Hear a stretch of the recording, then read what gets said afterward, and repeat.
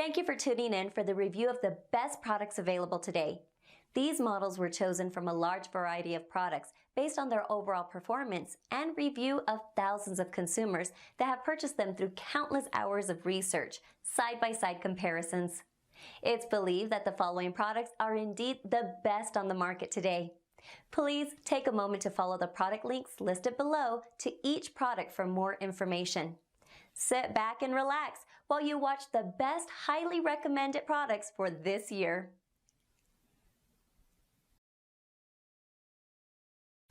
And welcome back to Affordable Optics and Rifle Reviews. Today I'm going to be showing you guys how to set up your infrared on your scope.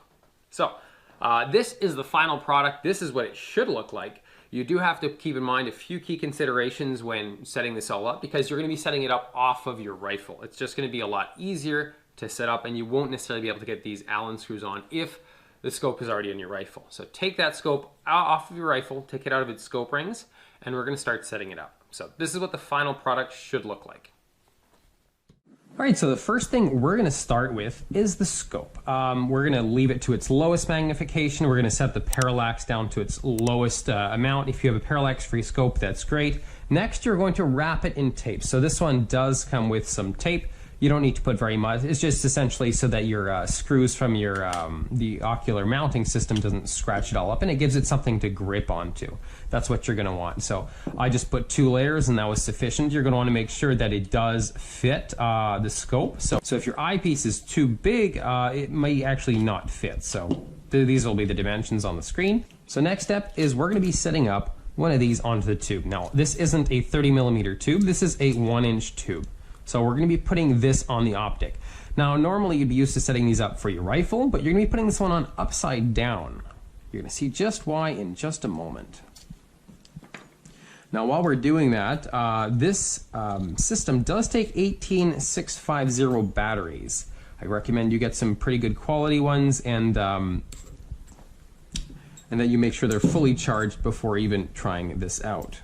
You're going to need a total minimum of 3.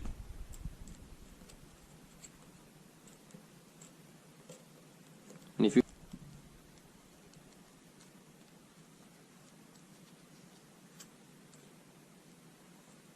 Okay, so I'm making sure it's upside down. You're going to want to note that this is how it's going to be going. I don't want to block my turret either, so I'm actually going to be putting this far more forward than I normally would, because I still have the scope mounts that I'm going to need to put on the scope to the rifle. So just keep that in mind. I'm going to probably put it just right about here.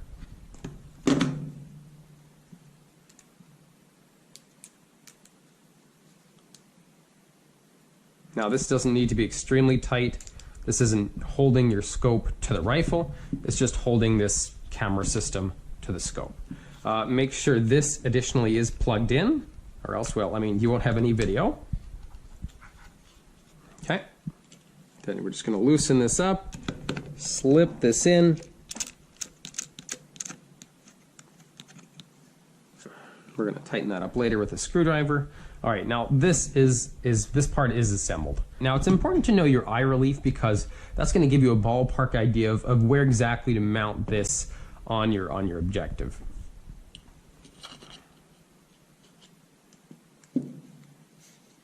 Okay, so I am going to need to loosen these up a little bit, just so I can slip it on. Now there is a direction on how to put this on. And essentially you want the on-off to this camera. This essentially is a camera. You're going to want this facing downwards, or else, I mean, when the final result, the picture is going to be moving in the wrong directions. So, all right, so this is sort of where we want it. Now my battery is fully charged. We don't have to worry about the infrared just yet. This in itself is just a simple camera. So we're going to turn it on and see if we are in the right place. My on switch is, oh, the on switch is right here. Okay, now the camera is on, and this should also be projecting whatever we see. All right, now if you want to know how to put the batteries in, you push this in with your nail, and your batteries are right there. All right, now that should be showing you fairly clearly. That's my wooden wall, and so in this case I'm going to snug these down a little bit at a time. Actually, I'm going to see if I can back it up a little bit, because I do want a bit bigger field of view. Okay. Okay, now I'm snugging it up, and you guys notice the reticle is moving a bit to the left.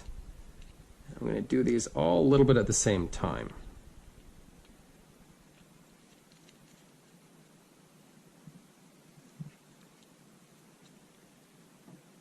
All right, now the camera system is tight, so that's pretty good.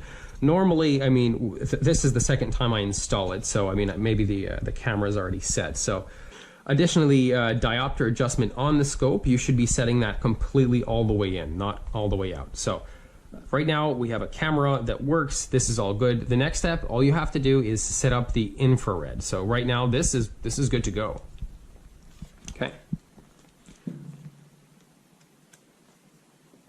So for the infrared, all you do, take this, loosen it up a bit, mount it in there.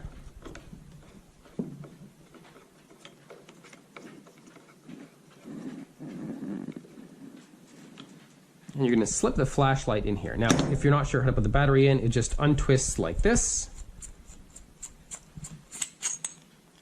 And it takes a 18650 battery, just like in the little screen here. Make sure you fully charge these if you want this to project out the beam that it should, or else you might not see as far as you would want to. Come on. And I gotta loosen it up. There we go. Now I'm going to mount it fairly forward on the scope, just because I know I still have to put my scope rings on. And it's as simple as that. And this one, you turn it on just by pressing the button. Now, as you should be able to tell, it's a little bit red. Now, you might think that, oh, this beam might be kind of dead, but no, this is actually exactly what it looks like when it's fully functional. I've tested it out outside at night, and I mean, it works pretty good. All right, so let's turn on the monitor.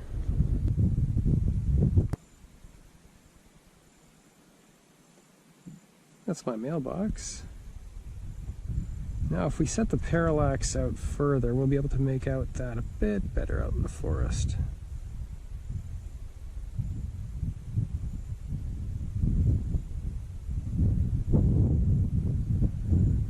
You should just be able to tell those are trees back there.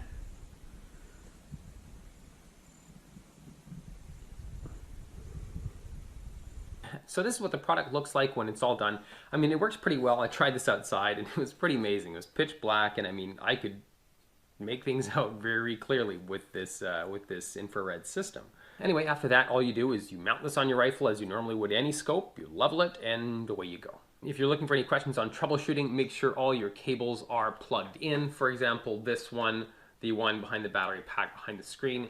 Make sure your batteries are fully charged. Buy a couple spare. I'd recommend getting at least 6 batteries with this unit. You know, you'd have 1 spare for each. Additionally, for troubleshooting, if the image really isn't getting clear, I mean, make sure you set your magnification to the lowest. That's what I did. Your parallax adjustment, if you have one, to the lowest, and find out what your eye relief is on the optic itself. Back the camera so it's pretty much at that distance. I mean, don't snug these up just yet, and move it back and forth with the camera on, and you're going to see pretty much where you need to be. After that, you can make fine adjustments with the little camera on the inside, and you should be doing pretty good. You shouldn't have any other issues. Yeah, so make sure your batteries are all set up. And I mean, this on the little screen here, there's some mode and stuff. I didn't have to touch that. It just worked right out the box. So if you have any questions, any concerns, leave it in the comments below, and I'll get back to you. And thanks for watching Affordable Optics and Rifle Review.